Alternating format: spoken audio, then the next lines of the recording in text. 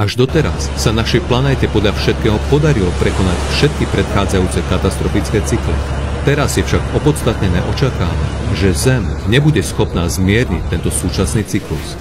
Hlavným dôvodom, prečo čelíme hrozbe zničenia, je jednoducho antropogénny faktor.